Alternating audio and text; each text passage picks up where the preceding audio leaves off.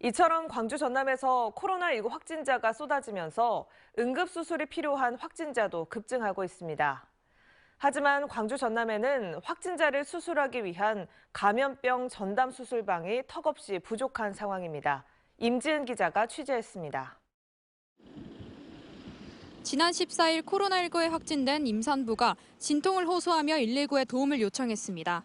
출동한 구급대원이 임산부를 싣고 전남대 조선대병원 등에 연락을 취했지만 병원을 찾지 못해 신고 2시간 만에 결국 구급차에서 출산했습니다. 확진자는 음압시설을 갖춘 감염병 전담 수술방에서만 수술이 가능한데 받아주는 곳이 없었기 때문입니다. 병원에서 이제 코로나 관련해가지고 어려움이 있어가지고 최대한 빨리 하려고 했는데 이제 자가격리자로 분류돼갖고 이제 병원을 처음에 조금 찾기가 힘들었다고. 코로나 확진자가 폭증하면서 응급수술이 필요한 환자도 늘어나고 있지만 감염병 전담 수술방이 있는 곳은 광주 전남의 전남대병원이 유일합니다.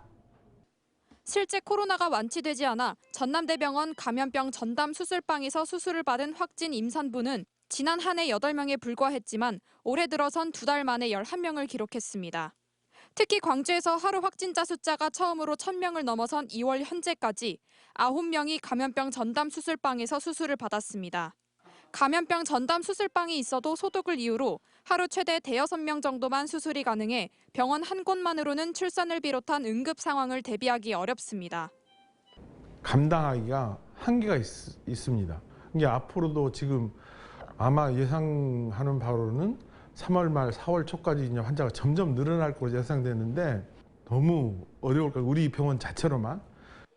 감염병 전담 수술방을 찾지 못한 확진 임산부를 위해 지자체가 할 수 있는 건 전북과 경상도 등 타 지역 병원을 연계해주는 것뿐입니다. 구급차에서 출산한 확진 임산부처럼 응급수술을 해야 하는 경우 마땅한 대안이 없는 겁니다. 인접해 있는 전북대학교 병원으로 이송하는 방법도 있습니다만 그러나 타 지역으로 가는 것은 이제 시간상의 문제도 있고 그래서 가급적이면 우리 지역 내에서 확진자 증가로 의료 공백이 현실화되는 상황에서 부족한 감염병 전담 수술방 확충이 시급하다는 지적이 나오고 있습니다. MBC 뉴스 임지은입니다.